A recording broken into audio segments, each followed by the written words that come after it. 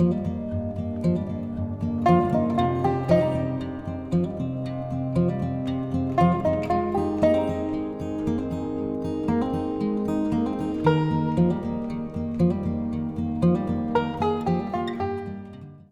everyone, and welcome. My name is Anne-Marie Hayes, and I'm a research associate on the Joplin campus of KCU. Today's Student-Led Journal Club talk will be merging with the MKRC BMRL lab meeting. This is a series we have going for this semester. If you don't know what the MKRC BMRL is, that's the MSSU KCU Research Consortium Biomedical Research Laboratory. It's located on the campus of MSSU. For today's presentation, student doctors Sarita, Hira, Dattel, Gauri, Patel, and Sahana Reddy will be presenting on the projects they completed over the summer of 2022 with Drs. Staudinger and Kramer. More specifically, they will present on their research topics, the knowledge that they've gained while completing their summer research, and experiences they had in the BMRL, as well as their thoughts on summer research in general. If you could please save your questions for the end, it would be much appreciated. So I will now hand it over to our speakers. Okay, so we're starting off and we're going to start with talking about PXR expression in human breast cancer. A quick little plug for our Master's in Science and Biomedical Science. Tell your family, tell your friends. I'm student Dr. Gauri Patel. I'm student Dr. Sahana Reddy. So to start off, this is just a brief overview of how nuclear receptor signaling works. So we see here a ligand, in this case, estradiol will be an important one, that is lipophilic, so it passes through all the membranes and it gets to a nuclear receptor, at which point it binds and activates it, and that allows it to regulate a target gene downstream. So this top image represents our nuclear receptor structure. So this is just what it looks like. As you mentioned, nuclear receptors, a lot of different nuclear receptors in our bodies. There's also a specific category of nuclear receptors called orphans. So this basically means that we know these nuclear receptors exist, but we don't know what the ligands are for them. And so research can allow you to adopt or do research on a certain nuclear receptor and figure out what the ligand is. So PXR, or pregnant X receptor, is an example of that. So research has shown that xenobiotics or foreign substances are ligands for PXR and activates. So to start off, we're going to talk a little bit about what breast cancer means in this experiment because it comes in many variations. Today, we're going to focus on triple negative breast cancer. And so what that means is that there is no estrogen, progesterone, or HER2 receptors as seen in the picture. I don't know if you guys can see my mouse, but I'm basically circling the TNBC cell and showing that there's no receptors on it. And these are receptors that normally mutate and allow cancer cells to allow them to grow more. So 70% of breast cancer is based on estrogen and progesterone, and so they rely on those two hormones in order to grow. 20% of breast cancer cells is HER2 based, which is an epidermal growth factor. And then 10 to 20% of breast cancers are triple negative breast cancers. And so the concept here is there's no receptors, so how is this cancer growing? There are currently no concrete theories, but one current theory is that there is a correlation between the BRCA1 gene and triple negative breast cancer. And one thing to keep in mind with patients with triple negative breast cancer is that they often have a worse prognosis because they have fewer treatment options because hormone therapies don't work since they don't have receptors. All right, so we're going to talk a little bit more about PXR. So like we mentioned, PXR is a nuclear receptor highly expressed in tissues involving detoxification. So that includes our intestines and our liver. Previous research has shown that a number of xenobiotics, bile acids, and steroids activate PXR. Certain herbal drugs can also activate PXR.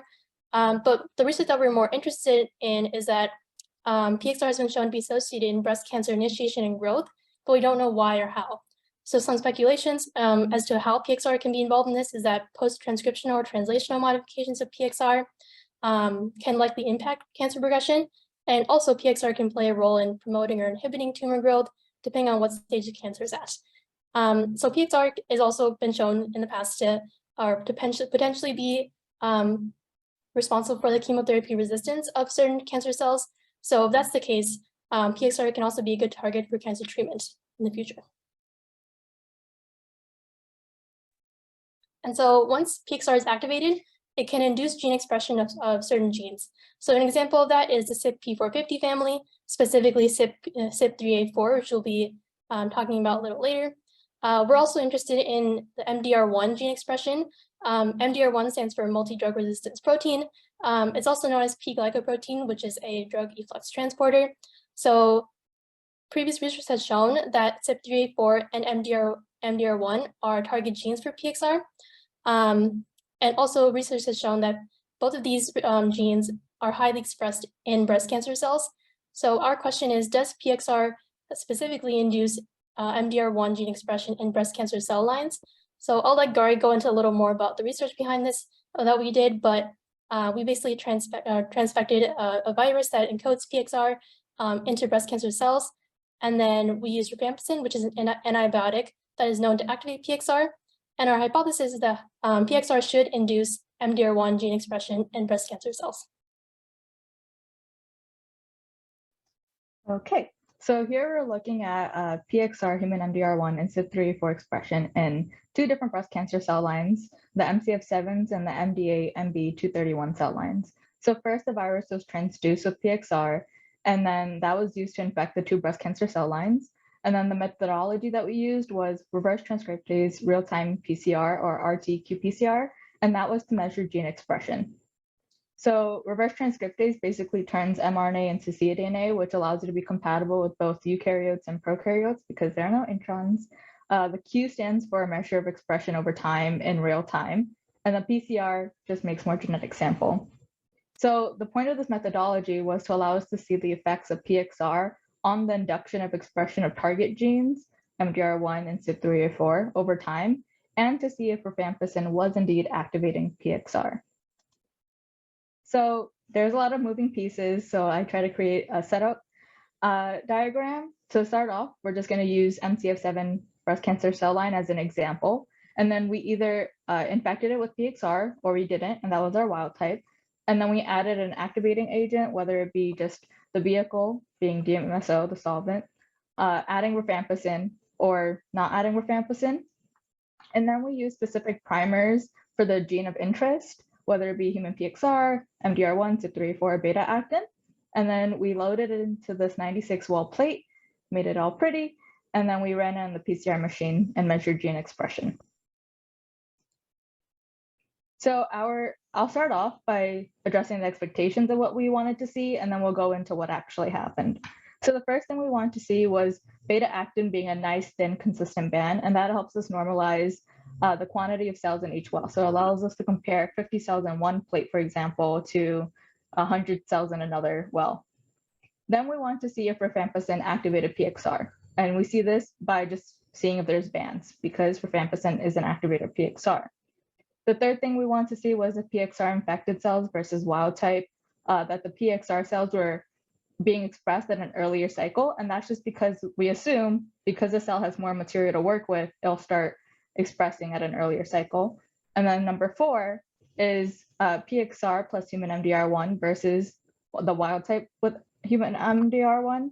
And we wanted to see that the PXR plus human MDR1 expression, again, started at an earlier cycle. And that was because there's more PXR in starting material, and because PXR induces the expression of MDR1, we're expecting that to begin at an earlier cycle. But what we actually saw was, yes, we saw a nice, thin, consistent beta actin line. We saw bands, so we knew that rifampicin activated PXR. And then we saw the PXR infected cells did begin at an earlier cycle. So far, those were all check marks. We ran into some troubles when our human MDR1 plus PXR samples matched the same line as the wild type. And the question was, why isn't the PXR inducing the expression of MDR1? Or remember, because MDR1 is synonymous with CYP3A4 in the sense that PXR induces both gene targets, we were wondering why. So there might have been some issues in the previous construct in that the virus infected with PXR that were inhibiting its ability to induce expression in its target genes. So we pivoted and engineered a different plasmid. So in order to make a new recombinant plasmid, we need a new vector. So we use the vector pcDNA for His-Max-C. There's also versions A and B of this plasmid. They all differ by 1 nucleotide. However, we've seen that His-Max-C best matches the open reading frame for the restriction enzymes we'll be using to digest or cut the plasmid and then insert the PXR gene into it. So the restriction enzymes that we used for this His-Max-C vector are EcoR1 high fidelity and ZO1. So you can see in this image, the red arrows point to the cut sites. So this line represents the DNA of the His-Max-C. And so these are the cut sites for both EcoR1 and ZO1. As you can see, there's also a cut site for the BMH1 restriction enzyme, which we'll be talking about a little later. And then these are some benefits for why we picked His-Max-C specifically as our vector. So first of all, it has a promoter cytomegalovirus or PCMV. This promoter is one of the most common promoters for transcribing recombinant plasmids. And then it also has six histidine tags, which is useful for easy detection of the plasmid. It also has an ampicillin resistance. So this allows us, so once we transform this new recombinant plasmid into the E. coli cells, this allows for the E. coli cells to survive on ampicillin plates. And then zeocin is another method of resistance for the plasmid once we eventually transform these recombinant plasmids into breast cancer cell lines to allow for mammalian cell growth. Okay, so now that we have our vector, we need a plasmid, and for which the PXR gene will be cut out of and inserted into His-Max-C. So this is our PSG5 plasmid that we'll be using that will have the PXR gene in it. The reason why we're using this plasmid is because it has an SV40 promoter, which is shown to drive high expression of the PXR gene. And so this is the PSG5 plasmid with the PXR gene inserted into it. So we have our restriction enzymes, EcoR1 high fidelity, and then SAL1. So these are the enzymes we'll be using to cut out the PXR gene from this plasmid.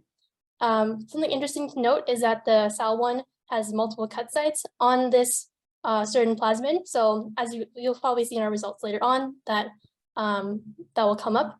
And then once again, similar to our His-Max-C vector, it also has a cut site for BMH1 restriction enzyme, which again, we will talk about later. Okay, so this is just an image showing what I was talking about earlier. So basically, the purple PSG5 plasmid here, it will be cut using SAL1 EcoR1. We'll be cutting out the PXR gene, and then same for the pcDNA for His-Max-C. We'll be cutting out part of the DNA using EcoR1 and ZO1. So once we cut these two pieces of DNA, we can mix and ligate, or in other words, glue these two pieces together to make a new recombinant plasmid. Another thing to note is that the ZO1 and SAL1 are isoschizomers, so they recognize and cut the same recognition sequences. So as you can see, ZO1 is cutting TCG and TCGA sequence, and then SAL1 cuts the same TCGA sequence. So this allows for the two, this allows for the complementary ends to anneal together. So this allows the PXR insert to anneal with the His-Max-C vector and thus be ligated. Okay, so this is just a summarized step-by-step version of our subcloning and what we did. So we basically grew E. coli cells with the PSG5 HPXR plasmid and then selected for the ampicillin resistant cells. We did the same thing for the His-Max-C plasmid. And then steps 2 through 4 are basically what I explained in that image earlier. We cut the DNAs and then we ligate or glue them together. So once we ligate the PXR insert into our His-Max-C vector, we can transform them into E. coli cells. And then we can grow these E. coli cells on ampicillin plates. And then we can screen for these cells to make sure we have the correct recombinant plasmids and that the PXR are correctly inserted into the His-Max-C vector using BMH1, and then we can grow more clones of the plasmid.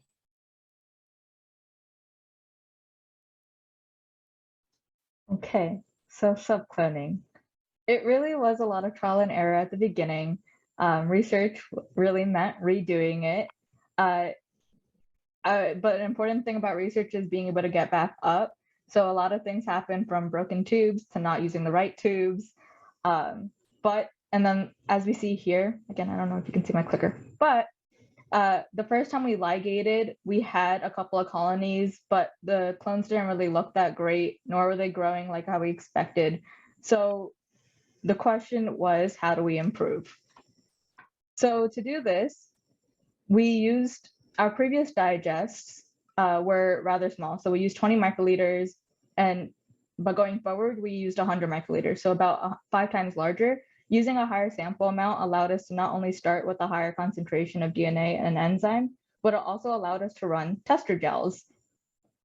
And before doing digest, before we mentioned that doing digest was basically using scissors to cut up pieces that we wanted so we can glue them back together. But like it takes us time to chew, enzymes also need time. So to ensure that we're giving the enzymes ample time to work and giving us the most bang for our buck, we ran tester gels at different time points.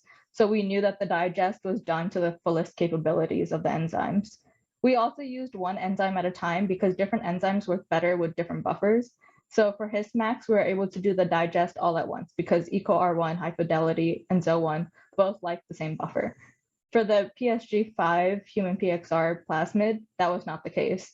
EcoR1 High Fidelity works better with a buffer called CutSmart, while Sal1 works better with a buffer called 3.1. So doing the digest with the PXR plasmid required 2 rounds. And again, that was just to create more bang for our buck.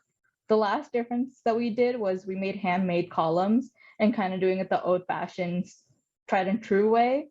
And the object of doing all these improvements was to increase the yield for ligation. So this way it was more likely to occur.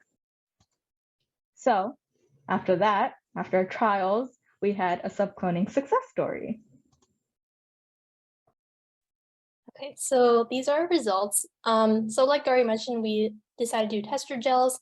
So starting off with the image on the left, you can see in lane 2, we have our Hismax C. We digested with both EcoR1 and Zo1 because like Gauri mentioned, they both work in the same buffer. So you can see the band is at about 5.3 kilobases, which is about the size that we expect for cutting with both EcoR1 and Zo1.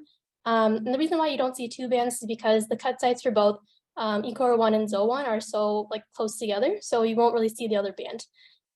Looking at lane 3, we can see you can see the PSG5 HPXR plasmid. So for this one, we use Sal1 first. Again, Sal1 uses a different buffer, so that's why we did this one separately before cutting with EcoR1. So this is just our Sal1. Like I mentioned earlier, you can see the image at the bottom here. Sal1 has multiple cut sites, so that's why we see multiple bands. But the second band in this lane here represents the DNA with our PXR gene of interest. And so we'll go to the image on the right here. So this is our second test gel. So in lane 2, this is our PSG5 HPXR plasmid. This time it's ran, we did it with both Sal1 and EcoR1. And so as you can see here, the PXR insert is lining up with the lambda Hindi 3 ladder that we used. It's at about the size of a 1.5 kilobases, which is the size that we expect for the PXR insert. And so this shows that we were able to correctly digest both sides of the plasmid.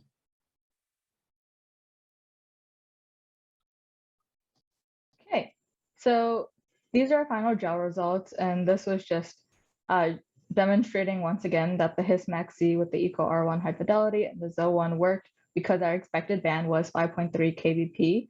And then we also see, and then the cutout would be 20 base pairs, so we don't really see that because it's too small to see. And then our digest of the PSG5 HPXR also works since we see a 1.5 kbp band. And again, we see a smaller band under that, which we suppose is just the extra Sal1 cut site being reflected in that. And then we also purified it, and this is our final gel, just to ensure that what we're seeing is what we're seeing. And the correct sizes were present. So again, a 5.3 kbp band for the Hismax, and then our lovely 1.5 kbp for the human the PXR with our extra Sal1 cut site. This is our stage where we transformed it into, once our data was confirmed, we ligated the two digests together to create our final product. We used a 1-to-1 ratio this time compared to before. So our Hismax, so our vector, to our PXR digest, our insert, we used a 1-to-1 ratio. And then the ligations were added to either calcium chloride competent E. coli cells or electroporated competent E. coli cells. And the idea behind this was we were thinking that the calcium chloride cells are a tried and true method, but in the electrophorated cells, they often have a higher growth response, easier to make them grow. So we thought we would want to do both just to make sure what we were seeing what we were seeing.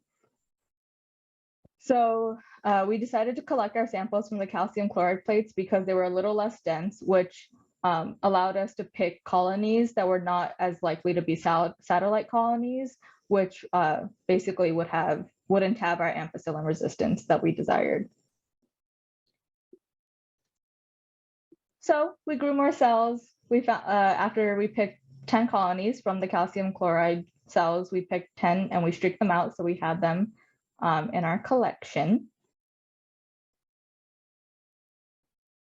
And the idea here is now we need to make sure that these are in fact pcDNA of Hismax-C with human PXR. The fact that the cells are growing is a great sign, and that means that the plasmid has successfully reannealed. But the question is Hismax-C really with human PXR? Because if you remember, Hismax actually has 3 possible constructs, and the differences are because of 1 nucleotide. So it is possible that this might be a wrong version. So we were screening with BAMH1 in order to ensure that we had the right Hismax with the PXR construct inside of it. So this is just screening with the enzyme BAMH1, which allows us to make sure that Hismax and PXR were successfully ligated together. BAMH1 is just before the EcoR1 cut site in the Hismax plasmid and before the Sal1 in the PXR plasmid, and therefore it is in a spot where it combines a little bit of the Hismax and a little bit of the PXR plasmid. And we know that the difference between the two is around 1.5 kbp, and the rest of the plasmid is around 5.3 kbp. So that's what we were looking for. So this is just a diagram demonstrating that. And just to be clear, this is not, these cut sites are not what it actually looks like, because once again, the Sal1 ZO1 is actually an isoschizmer. This is just to demonstrate where we cut and how we cut each of the PXR band and then the Hismax. So we're expecting the difference between the BAMH1, which is a little bit in our Hismax, and the BAMH1 that's in our insert to be 1.5 kbp, and that is what we saw as seen in this next slide.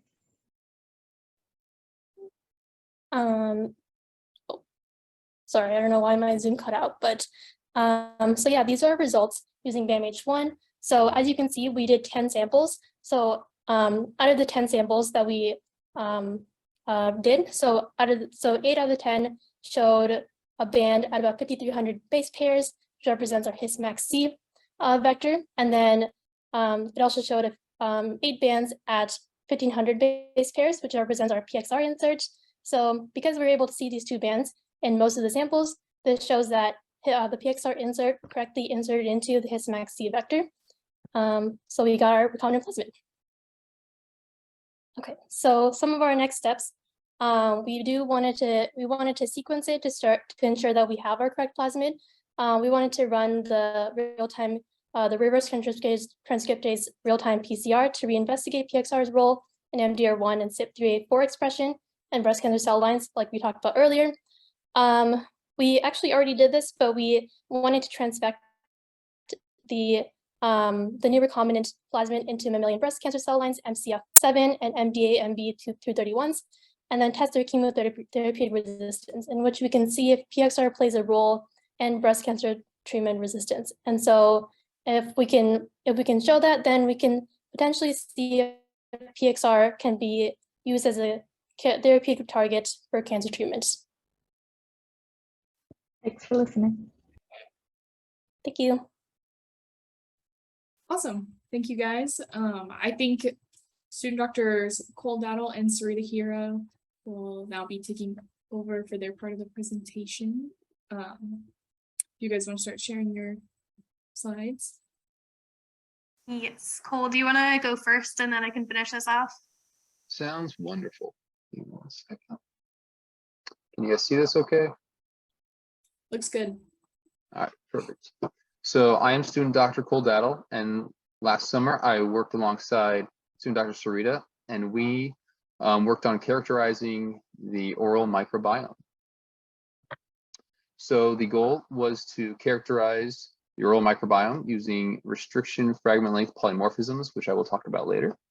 The overall strategy was to collect saliva, isolate the DNA from the bacteria from the saliva, to run a PCR on a specific region, which I will discuss later, and then to generate fragment length, restriction fragment length polymorphisms to characterize the bacteria. So first we started by collecting the oral microbiome, sides of the mouth, teeth, under the tongue, on top of the tongue. We placed it on a blood auger.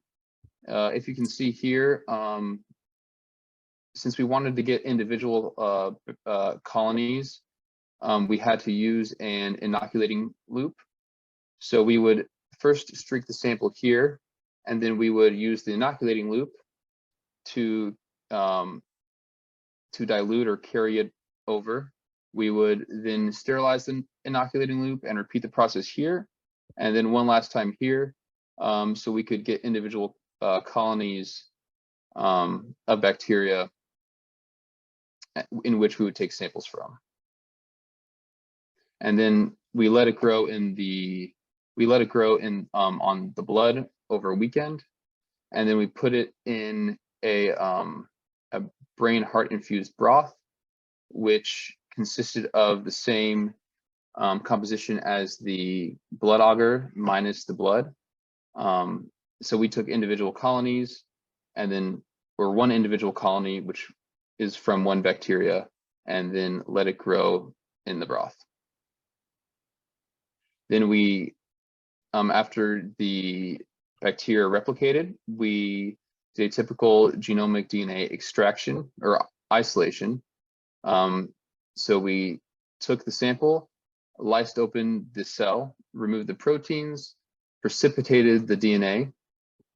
So we'd get a little pellet on the bottom, and then isolate the pellet and then rehydrate it. And then after that, we wanted to determine that our genomic DNA extraction was successful. So we ran a 0.8% agarose gel, and we ran alongside the Lambda Hindi ladder. And as you can see, the bands at 23K indicated that that is the genomic DNA. The bands that did not quite make it out of the wells would most likely be proteins. And then these smaller bands, or these bands that indicate smaller fragments, are most likely RNA. And so, 16S ribosomal RNA is what we will be using for the PCR and ultimately to characterize the bacteria. It is essential for protein synthesis in all bacteria, and it is highly conserved. So it consists of 9 conserved regions, which are the same for all the bacteria, and 9 hypervariable regions. And the hypervariable regions are different for each species of bacteria. So our goal in this is to get this gene and use these hypervariable regions to identify the different species of bacteria. So we run it through a PCR. So we're gonna, we sequence the 16S rRNA, and we sequence it with these 2 primers, which are on both sides of the 16S rRNA gene. after we PCR, we want to determine that it was successful.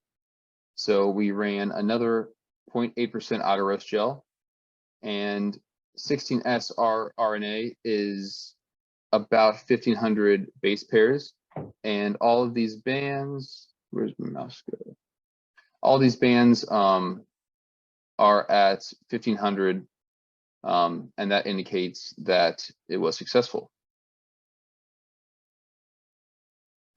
So now we use a He3.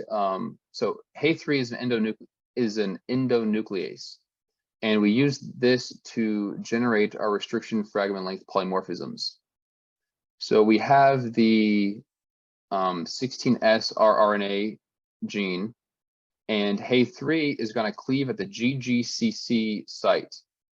So since all of these, since all of the 16S rRNA sequences, since they all have the conserved region and alongside the hypervariable region. So the hypervariable region is going to have different sites at which the endonuclease He3 can cleave. And by cleaving at different sites, you will get different band sizes. So as you can see, so under A1, those are all different length, restriction length polymorphisms from that specific bacteria. So A2 and J1, since they have very similar restriction fragment length polymorphisms, that most likely indicates that it's from the same bacterial species. And we did have some limitations with our experiment. Blood agar does not support all bacteria growth. So if it's not alpha or beta hemolytic, it's not going to grow on the blood agar.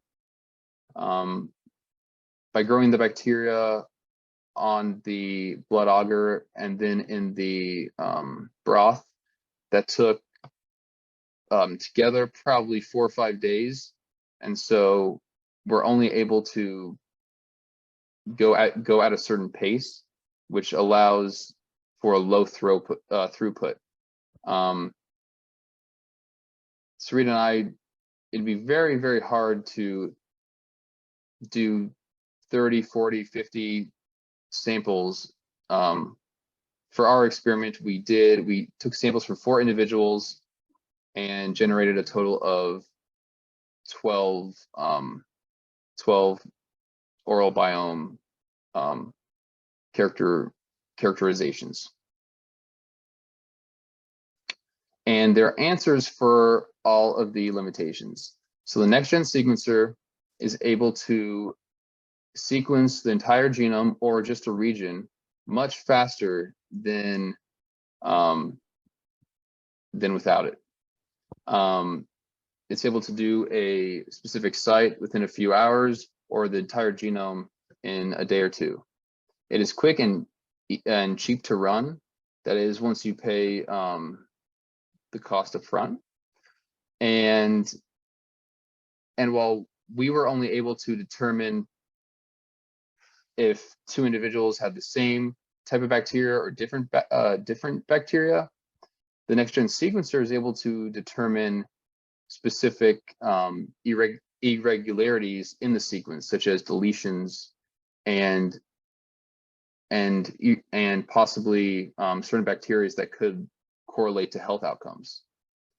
And by sequencing the DNA, really the possibilities are endless for the different types of studies you can do.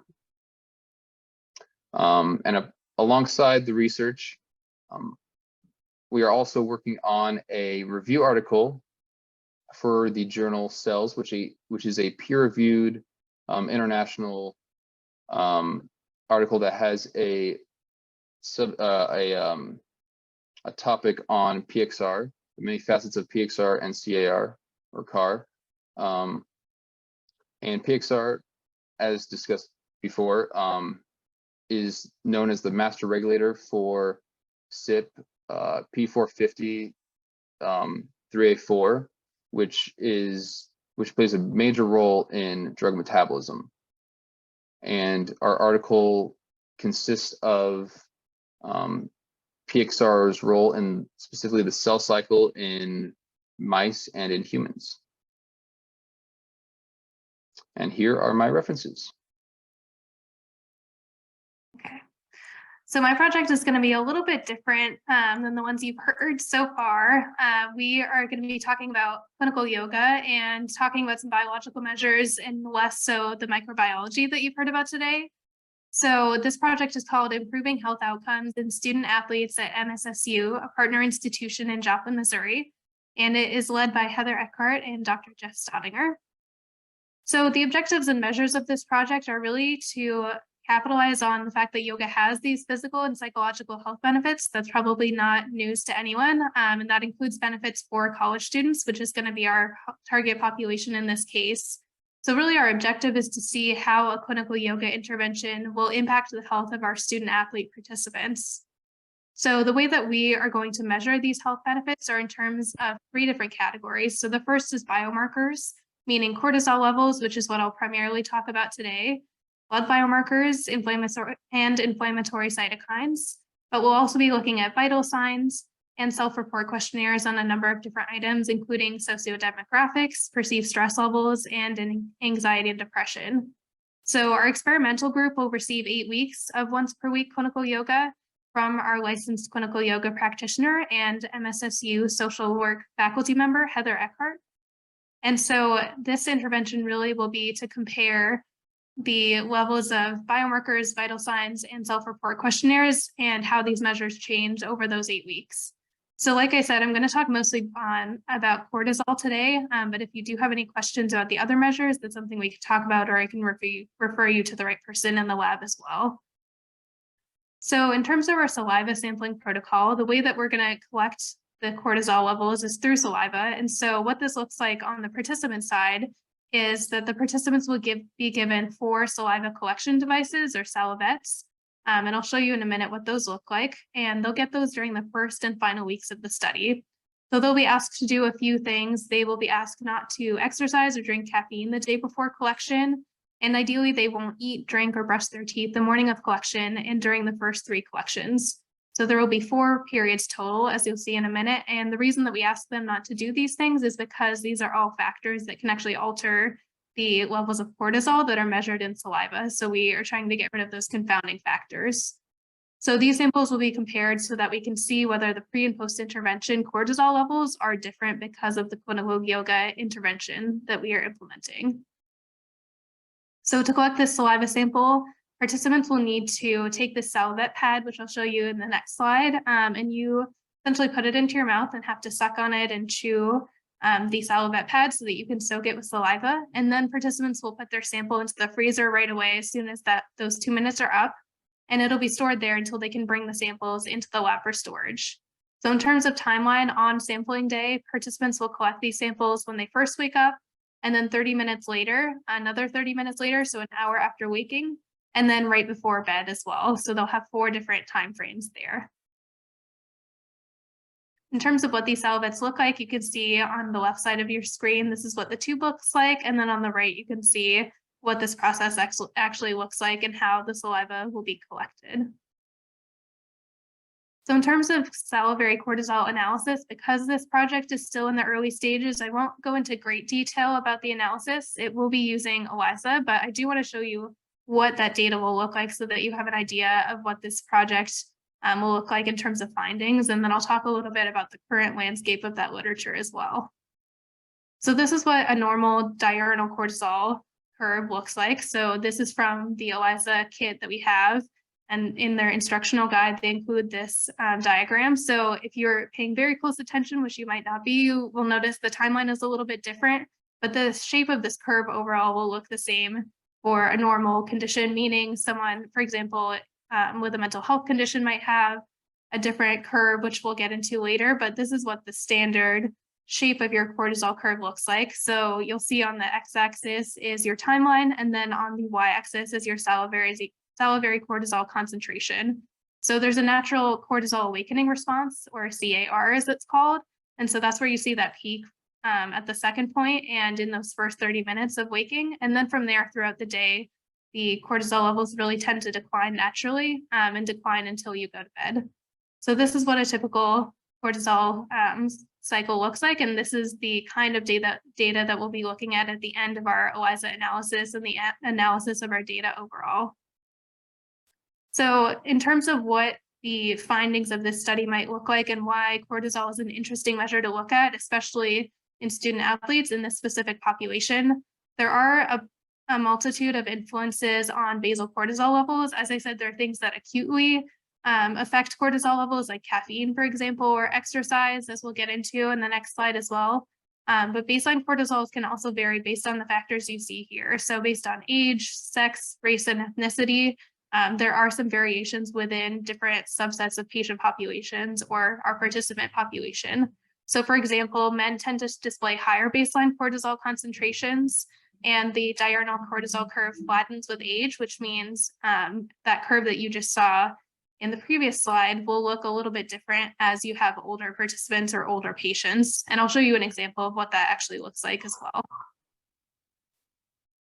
So in terms of physical activity, which is definitely relevant for our participants who will be student athletes, there is some support for there being higher baseline cortisol levels in athletes in general, so on a chronic or baseline level, but there's also support for higher intensity exercise in particular, resulting in higher cortisol levels. So it's thought that in the literature, there's some evidence to support this idea that intensity correlates with the degree of heightened cortisol.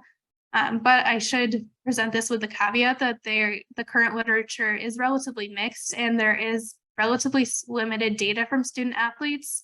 So even in looking through the background literature for this study, a lot of their literature was from very small sample sizes or was from a high school with, 6 participants. So there is mixed findings. There are mixed findings for this research, but that's also another reason why this study is important and is filling an important gap, because there's not a lot of knowledge right now about how athletes, whether it's elite athletes or college level athletes, might have different biomarkers, especially in terms of cortisol, than the average person.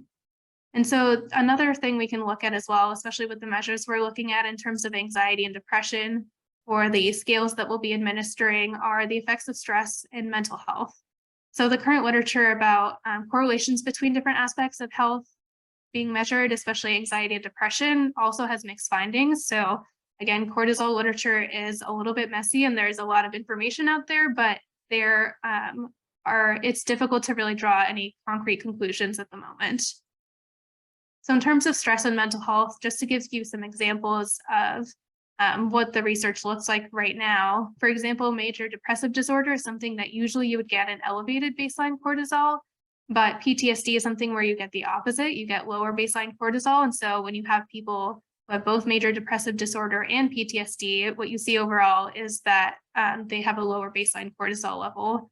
And so not that we're working specifically with people with PTSD, but we will be working with participants who are going to answer anxiety-related questions. And so there's not a lot of research on participants who fill out anxiety questionnaires who don't have a current diagnosis. So that's, again, a research gap that will be filled because a lot of this research has been done so far in people with PTSD or OCD, as this next example details, where there is a specific and more severe anxiety diagnosis.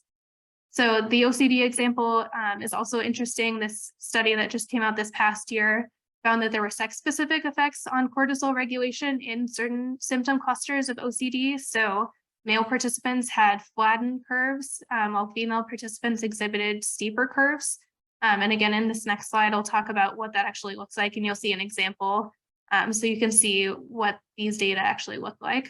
But these flattened diurnal curves or flattened cortisol curves, which correlates to lower levels of cortisol overall throughout the day, have worse outcomes in a variety of mental and physical health domains. So this this meta-analysis that I had looked at a number of different health domains, ranging from prevalence of cancer to immunological disorders to depression. And it was interesting to see that there was this correlation between cortisol dysregulation and these different aspects of health. But it should also be noted there that the directionality of that relationship isn't clear. So there could be cases where the impact of those health conditions comes first before the cortisol and stress dysregulation as a whole.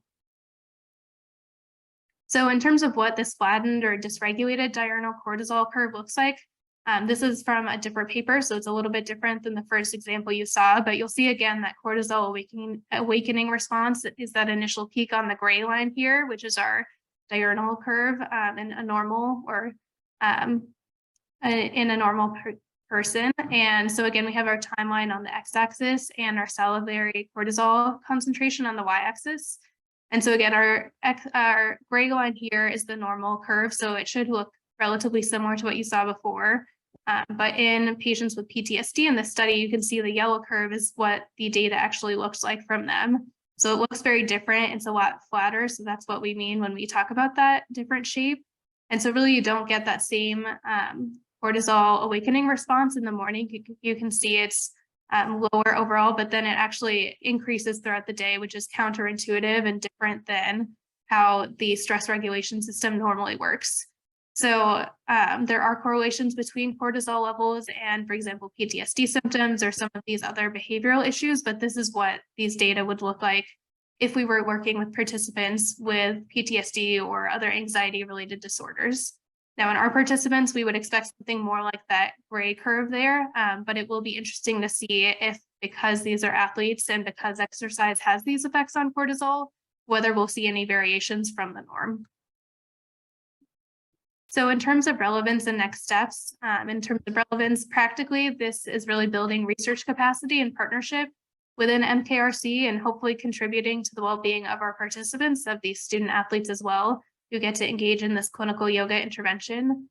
But also, as I've hopefully emphasized to you as well, this is really contributing to the future research on both clinical yoga and cortisol research and how exercise, especially yoga, might influence those levels, because a lot of research on exercise often focuses on high intensity exercise or on endurance exercise. So yoga is a little bit of an understudied topic when it comes to some of the biological measures of stress and of mental health conditions. So this is filling an interesting gap in that way. And then this will, again, further our understanding of how baseline cortisol levels and other biological measures will be affected by clinical yoga interventions.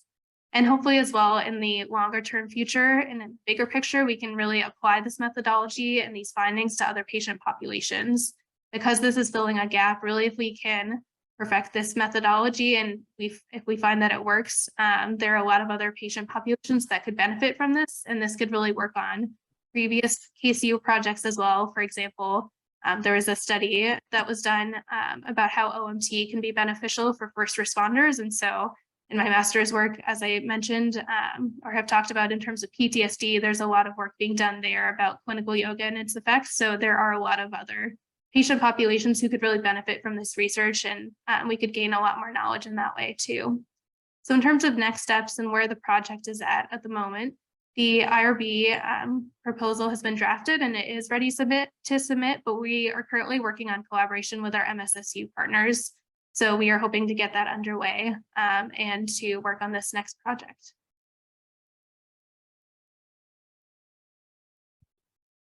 Awesome. Thank you so much, everybody. If anybody has any questions, whether it be about the projects or just in general, or if you're a student and you just want to ask about summer research and if you have any questions for them about that, feel free to raise your hand in Zoom, or if you can't talk, type it in the chat. Dr. Gordon, you have your hand up? Thank you. Oh, and I see Dr. Johnston, a quick second. Oh yeah, sorry, I was looking at 2 minutes. Thank you. Thank you for the presentation.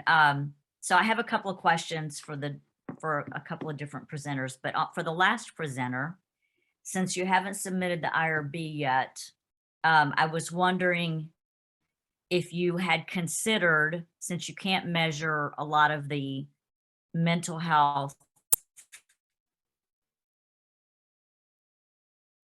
aspects that could be contributing, but have you thought about measuring or taking data into account of when they have exams and when they have games coming up, and adjust for that in the analysis? Yeah, I think that's a really good idea too. And I think you bring up a good point too. There's so many different ways that you can measure cortisol, and stress, as we know, has so many different presentations. So that would definitely be a really good idea. And I think that's something we'll definitely discuss too. Thank you. Excellent presentation. I'm going to let other people ask questions. And as we get to the other presenters, I'll put in my extra question. Really quick, I also have a little thing I can note to that, because I'm also kind of like helping a little bit. Because it's not submitted, we're not 100% sure of when we'll start the project, but the idea was to do it over the summer, because then we'll have more student doctors available to do it, and then they won't have school or exams or games. It'll be like their off season, but they will be continuously training. So we talked about doing it over the summer, but I wouldn't say we're like 100% set on doing that.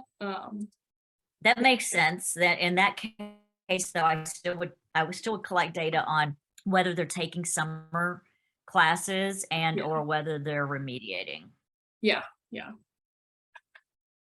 Dr. Johnston? I'd like to go back to the first two ladies that talked about the breast cancer, and I appreciate the review of receptors and ligands and orphans, and thought that was very informative. I thought that was very good. My question to either lady is, you naturally think of breast cancer and women.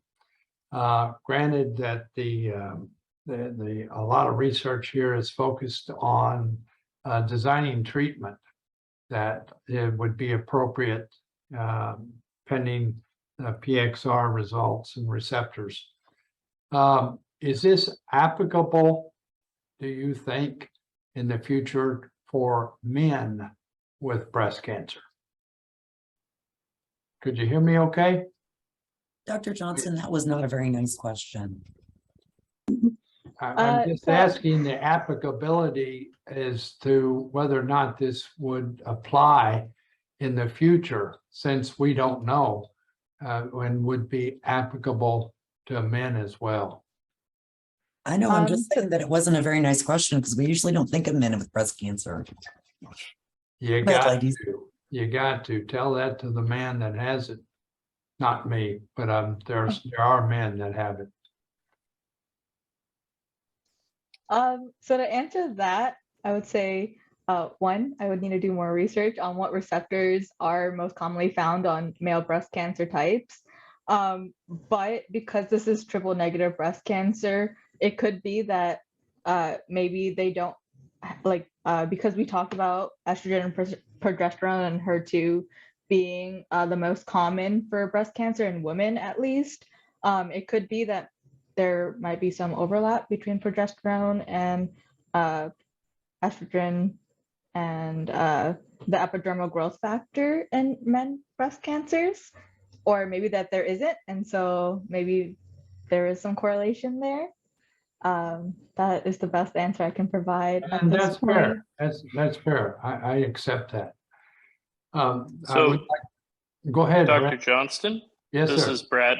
Yes. So most male breast cancer is estrogen receptor positive, Mhm. but that doesn't mean that this this information that we're looking at would not be relevant. So PXR has been found to be expressed in both triple negative and receptor positive breast cancers. We're specifically, or the studies that we're doing specifically, are looking in triple negative, but that doesn't mean that the data wouldn't correlate as well to estrogen receptor positive or HER2 positive.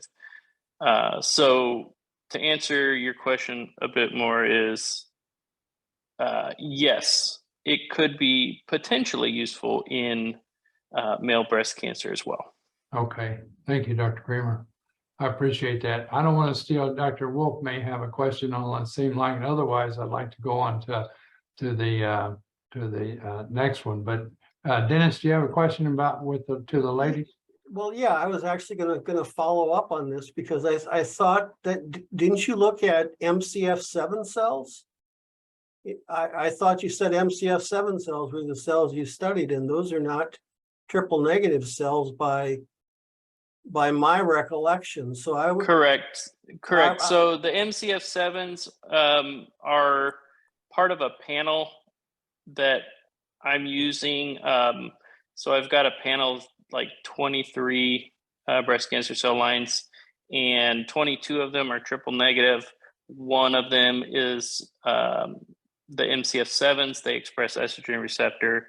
And then we're also going to be using MCF10As as kind of a normal control. But the MCF7s are in that grouping because, number one, they're very easy to grow. And it's a good starting point for just testing a lot of the basic methodologies that we're going to be using with the triple negatives, which several of the triple negative breast cancer lines that we're looking at are actually either special media conditions, or some of them are not adherent cells. And so, just getting methodologies down at first. Yeah, I was surprised that you didn't use the MDA 231 because that was the typical triple negative that those are in there. Studied. And yeah, we have tested those as well. Now, those are very sensitive to lipofectamine, so we've got to work out ways to get the new construct in there. What my actual question or follow-up was, it still wasn't quite clear to me on how this was supposed to work, that you would block PXR somehow, and by blocking PXR, I mean, does that not have a effect throughout the body? So how could you actually harness that as a mechanism to somehow make chemotherapy more effective or whatever? I guess I didn't quite understand that aspect of it. I'm going to see if either of the student doctors wants to answer.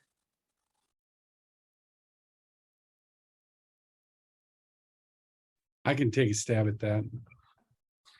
The PXR antagonist field is in its infancy, although there's several out there that are actually under development. Turns out antagonizing PXR throughout the body may not have a deleterious effect. When we knock out PXR from a mouse, it lives. It has no problem. The goal here would be to prevent acquisition of chemotherapeutic resistance. So you'd apply this drug along with chemotherapy agents.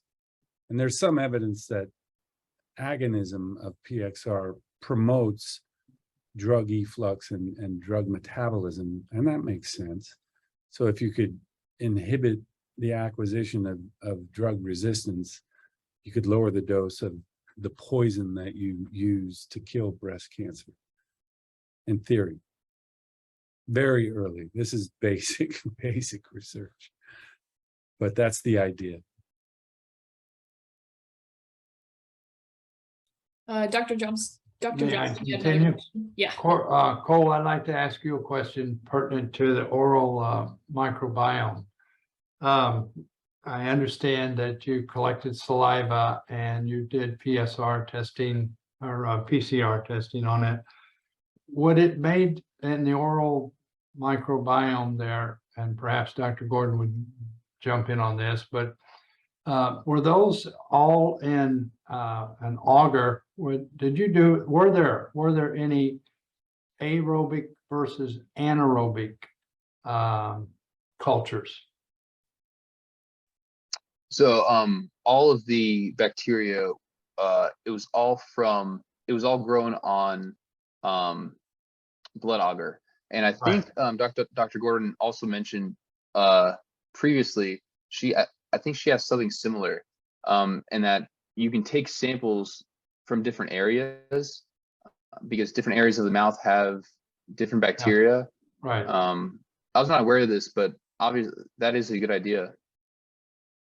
Maybe Dr. Gordon's got some comments.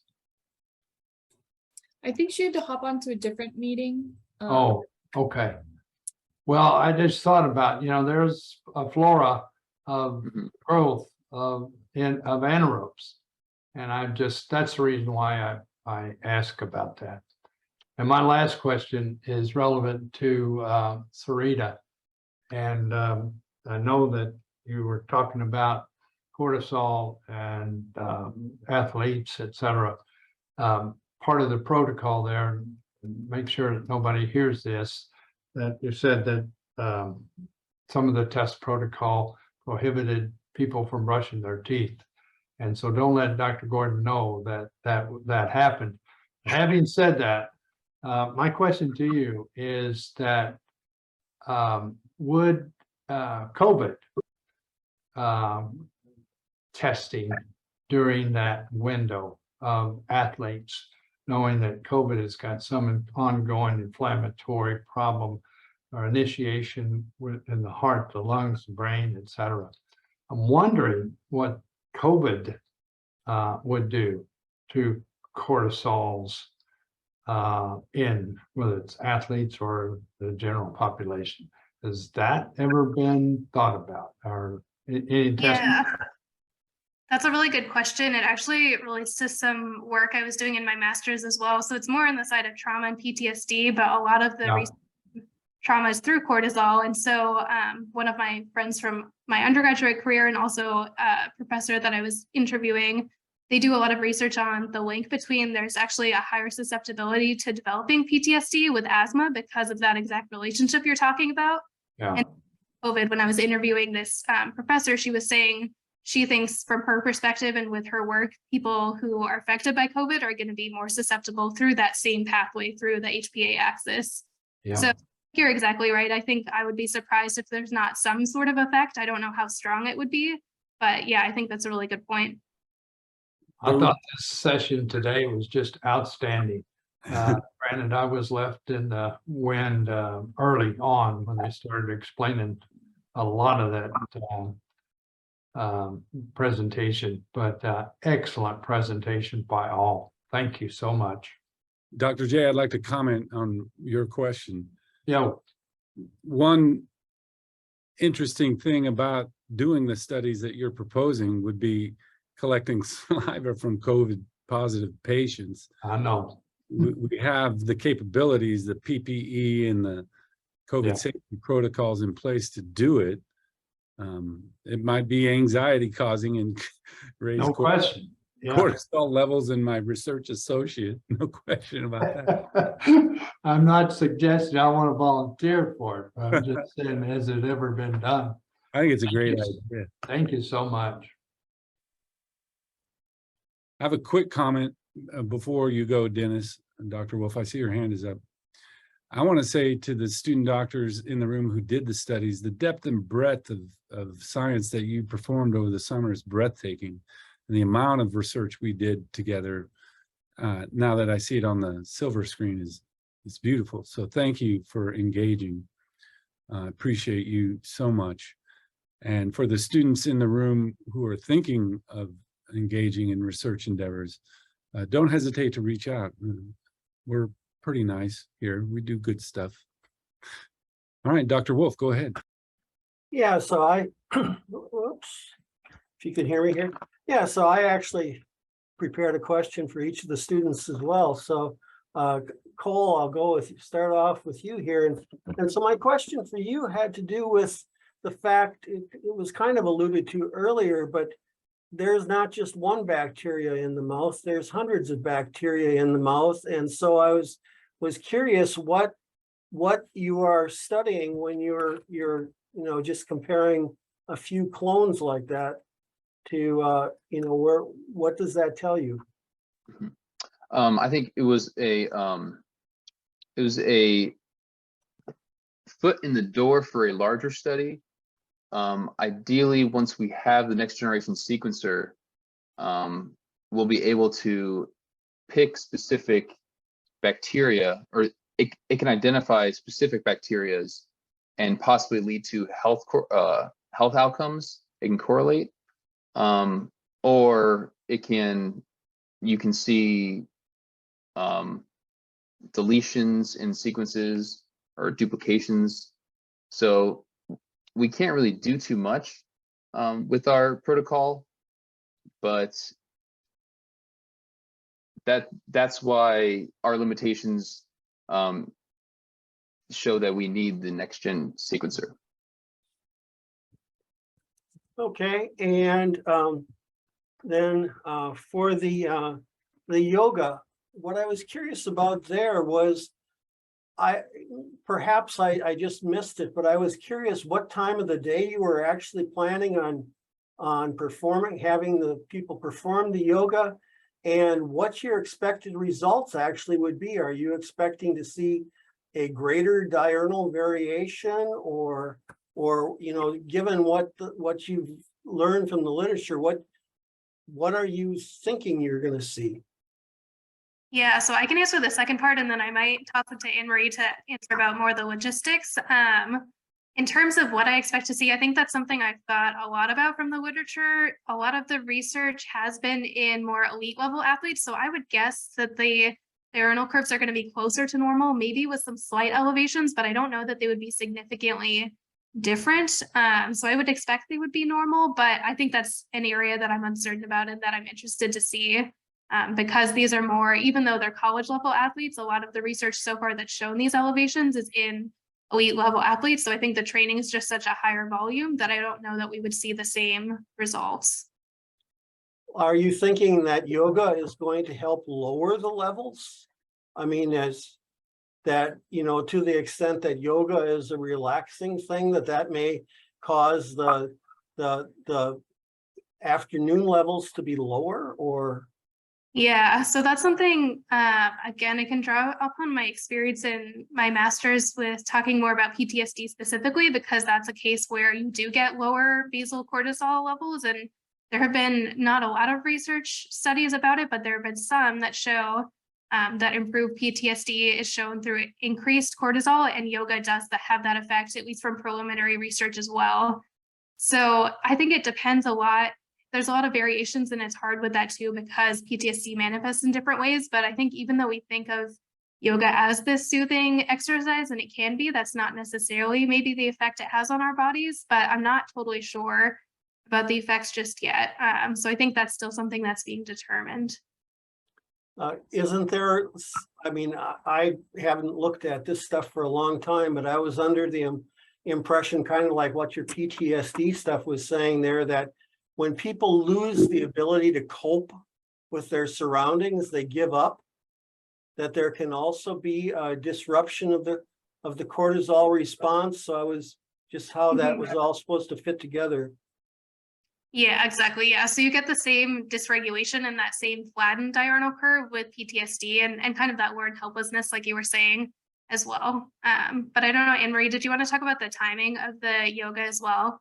The study, if you know any more about when we would do that. So we have a meeting next week with the MSSU faculty, and we're going to talk to them a little bit about how it would look.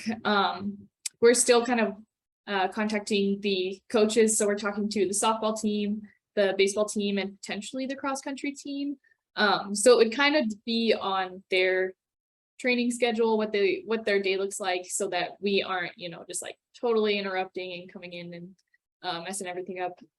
So not sure about the time yet, but next week we have a lot of good conversations happening. So hopefully you'll know more.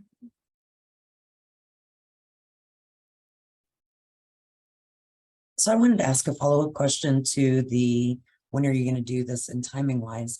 I was taught back when I was in medical school, which was in the dark ages, I agree. But I was taught that if you're having stress, that exercise will decrease your cortisol levels overall. So, but obviously with PTSD, your levels are going to be different. So are you going to do baseline diurnal cortisol for each person and then do the yoga, or how's that going to work?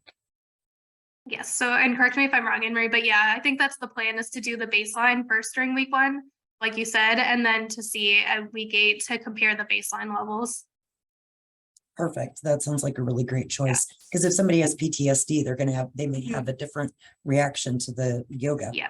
Interesting. Yeah. And I should clarify too, that's a good point. Like I reference that a lot because that's my frame of reference and more my area of expertise. But again, in these student athletes, like you said, we probably would see, maybe we would see a decrease in cortisol levels.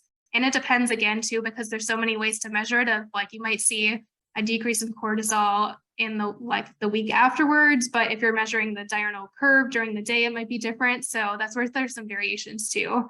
But thank you for clarifying. Cool, thank you. Any other questions, comments? If not, thank you so much again, student doctors, and thank you again for everything you did over the summer. This was a really good presentation. You guys did amazing. Thank you for all the good discussions and conversations. I think this was a very successful lab meeting / student-led journal club merge meeting. Appreciate everybody's participation and look forward to launching said studies moving forward. So thank you.